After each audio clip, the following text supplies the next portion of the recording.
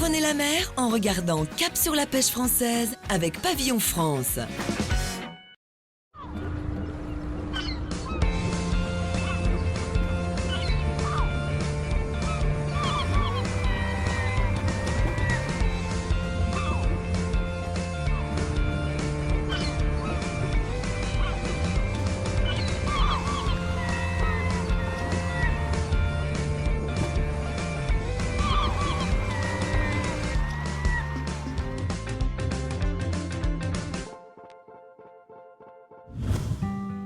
Cette semaine, direction la Normandie pour découvrir l'association Normandie Fraîcheur Mer qui valorise la qualité et la durabilité des produits de la pêche de Normandie. Direction Port-en-Bessin, cette petite commune de 1200 habitants qui abrite le 7e port de pêche de France et surtout le plus grand de Basse-Normandie. Chaque jour, jusqu'à 50 tonnes de marchandises transitent par la criée. Sous l'œil vigilant de Dominique Lamort, il est agent qualité pour l'association Normandie Fraîcheur Mer. Présent dès 5 h à l'ouverture de la criée. Je vérifie la qualité du tri des produits de la pêche débarquée. On a ici affaire à un bateau qui a pêché pendant plusieurs jours, qui s'appelle le Vauban, et qui a pêché de nombreux poissons qui sont identifiés en fonction de leur taille, mais aussi de leur qualité. Et en fin de compte, je vérifie que la qualité, la fraîcheur est adéquate entre ce qu'il y a d'indiqué sur le catalogue de vente et la fraîcheur que je vois dans les bacs. C'est un exercice de routine, effectué une fois par mois minimum, l'occasion de rencontrer les marailleurs qui viennent vérifier eux aussi la qualité des lots. Tu vas bien? C'est le Vauban. De toute façon, tu ne peux pas te tromper, Vauban, Évolution et Jusant. Mais c'est des bateaux qui ont pêché 12 heures, donc je ne sais pas ce qu'ils ont. Hein. Et au large, il y avait le Louis-André. Mais Louis-André, généralement, ça ne vend pas sous criée. Enfin, ou assez peu. Donc je suis pas sûr que tu en aies beaucoup des coquillards. Et pour vérifier la qualité, tout se joue en quelques coups d'œil. Là, on a du maquereau qualité E. Qualité E, c'est le top du top, quoi. En fin de compte, pourquoi? Parce qu'on a un poisson qui a une robe brillante, un œil vif, qui est tout raide. Un poisson tout raide, c'est un poisson qui est magnifique, quoi. Poisson de premier choix, qualité E.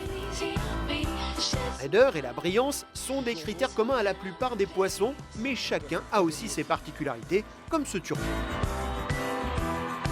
Alors vous allez avoir du mal à le voir parce que c'est petit, mais un œil qui est bombé, qui est bien qui est bien noir et tout ça. Vous avez une robe qui est aux couleurs vives, un ventre qui est bien blanc. C'est des poissons qui sont très jolis, quoi. Ce poisson moins connu est également de première qualité. Il s'agit d'une plie. Les points orangés sont très très apparents. La plie est raide, elle est luisante. C'est le mucus qui est tout à fait aqueux, qui est très luisant. Et on a un ventre qui est super blanc, quoi. C'est un poisson pêché cette nuit, c'est un poisson qui est super frais, ça. Ça brille. De la soie, comme on dit. Ces différents repères permettent de classer les lots. Et on a essayé de se fixer sur des critères qui ne sont pas subjectifs, mais relativement objectifs. Même si en fin de compte, oui, c'est la perception des couleurs, il y a quand même une impression visuelle. Mais on a essayé quand même de mettre en place des critères quand même objectifs, ce qui n'est pas évident d'ailleurs. Des critères qui sont écrits noir sur blanc sur les murs de la criée. Bon, par exemple, on parlait de la plie. La plie, elle est là. Ces critères-là, on a essayé de catégoriser en qualité E, donc extra, A, bien, et B, moyen. Et en fin de compte, ce que je vous disais, par rapport à la plie, on a des couleurs vives et brillantes, on a les points qui sont bien apparents, le mucus à queue liquide, donc ça brille. Ça, c'est pour la qualité E. La rigidité et la fermeté, c'est quelque chose aussi qu'on a pu voir. Donc par rapport à un poisson A de qualité A, où on a des couleurs qui sont beaucoup moins vives, des points moins apparents, et un mucus qui est beaucoup moins aqueux, ça fait un poisson qui est moins brillant. En fait. Ces grilles de cotation fraîcheur permettent de déterminer les limites entre les différentes catégories en s'intéressant à la peau, au ventre, à l'œil ou encore à la texture de la chair. Plus on va vers le E, plus on va vers l'excellent, plus on va vers des prix forts, en règle générale. Après, bien évidemment, c'est l'offre qui fait le prix. On peut des fois avoir quelques aberrations du poisson B qui va être plus cher que du poisson E, mais c'est exceptionnel. En règle générale, le poisson E est vendu plus cher que le poisson A, qui est vendu plus cher que le poisson B, et ainsi de suite.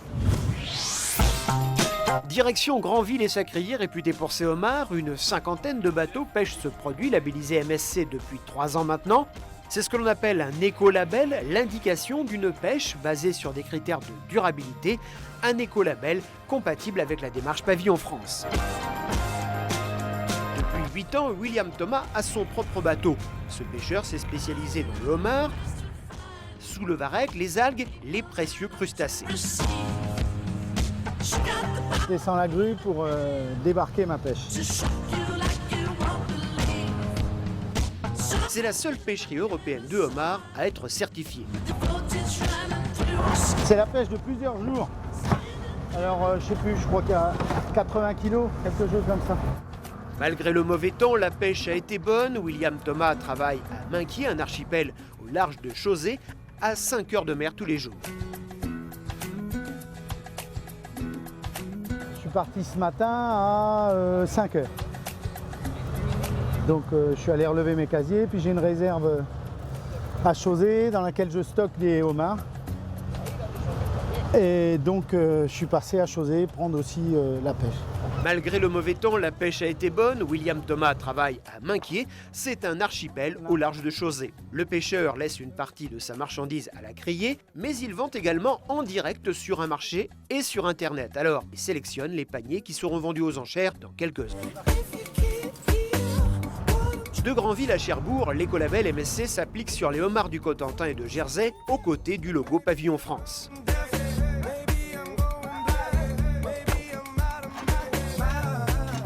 Marine Stewardship Council, MSC, pêcherie durable, qui authentifie mes homards comme étant pêchés dans la baie de Granville. Parce qu'on a des mesures de pêche, des tailles de pêche qui respectent bien la ressource, et donc on a été labellisé. Et ça marche puisqu'aujourd'hui la ressource est en augmentation. Mais depuis 4 ou 5 ans, de nombreux homards arrivent d'Irlande et d'Écosse à des prix inférieurs. Surtout les marailleurs stockent ces homards. C'est des homards qui vont rester 1 ou 2 mois en vivier avant d'être vendus. Ils maigrissent pas, ils sont aussi pleins que les autres, que les miens par exemple, qui sont tout frais. Mais par contre, il y a une grosse différence de goût. Retour à la criée de Port-en-Bessin. Dominique Lamort réalise ce matin ce qu'il appelle un audit de tri-qualité. Petite pêche quand même, ça n'a pas beaucoup pêché là quand même. Aujourd'hui, il y a peu de poissons débarqués, 5 à 6 tonnes maximum, car le temps ces derniers jours était très mauvais et peu de navires ont affronté les éléments. Un peu de coquille, ça fait du bien, il y a longtemps qu'on n'en avait pas vu. Bon, ça c'est bien frais, il n'y a pas de souci. Ah oui, là. Ouais.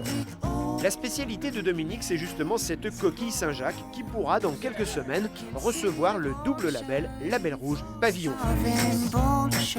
Un label rouge est un label de qualité supérieure. Et un des grands critères de qualité du label rouge sur la coquille Saint-Jacques de Normandie, c'est la présence du corail. C'est le rendement, donc ce qu'on mange, mais c'est aussi la présence du corail. Le corail de la coquille Saint-Jacques, c'est la gonade, c'était l'organe sexuel et qui va grossir au fur et à mesure de la saison.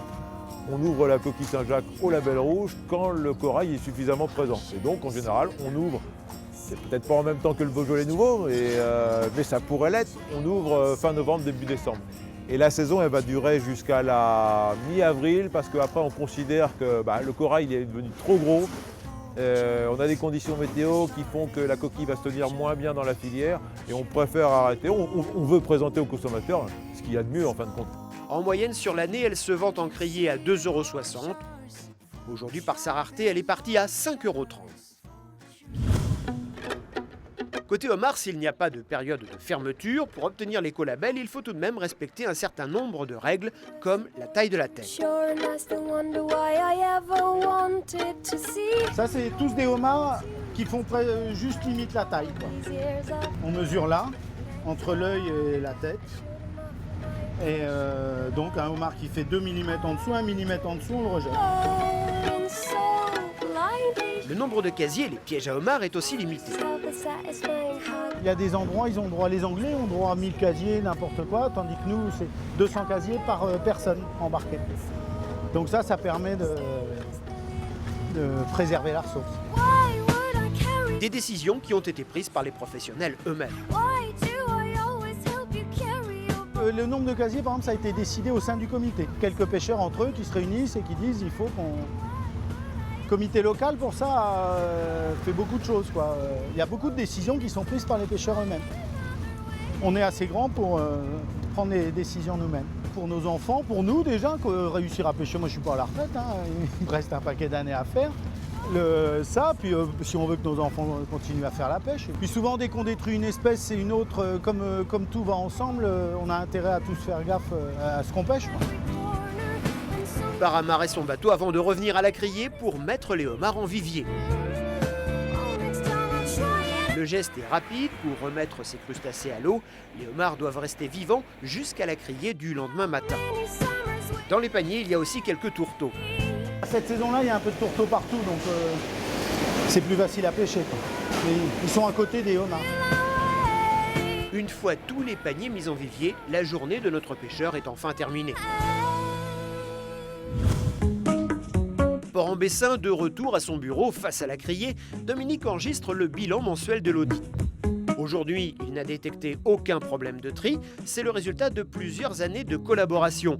Cette vérification, c'est une question de transparence pour le premier acheteur, le marailleur. Donc c'est important pour eux, hein, quand on ne voit pas le produit, s'ils peuvent se référer à un catalogue de vente qui est tout à fait cohérent, c'est d'autant plus facile pour eux pour acheter et pour vendre par la suite. L'association travaille aussi sur toutes les criées de Basse-Normandie, de Granville à Port-en-Bessin, soit 4 criées, 350 km de côte et 450 bateaux. La logique, la philosophie, elle est quand même pas mal.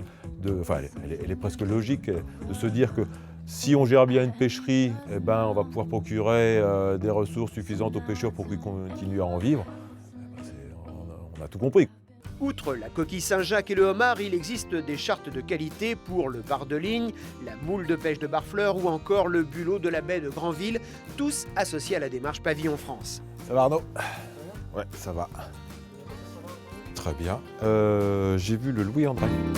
Ces labels ont un impact économique direct. Donc là, vous avez un exemple de l'intérêt des démarches de valorisation qu'on peut mener avec les professionnels, puisque vous avez la courbe de valorisation moyenne obtenue par les pêcheurs qui font la coquille Saint-Jacques label rouge en criée. Donc grosso modo une moyenne de 25 centimes du kilo en plus obtenue chaque année pour les coquilles Saint-Jacques commercialisées sous label rouge à l'échelle du pêcheur. L'enjeu, c'est la pérennité de ces pêcheries, encore en grande partie artisanales, sur les côtes de Normandie. Bon, bah écoutez, c'est sympa de m'avoir accompagné ce matin, dans la fraîcheur du petit matin, pour aller vérifier la qualité des produits de la pêche. Un de ces quatre peut-être. Ce sera toujours avec plaisir en tout cas. La semaine prochaine, nous resterons à Port-en-Bessin pour découvrir la vie d'une femme mécanicienne sur le port.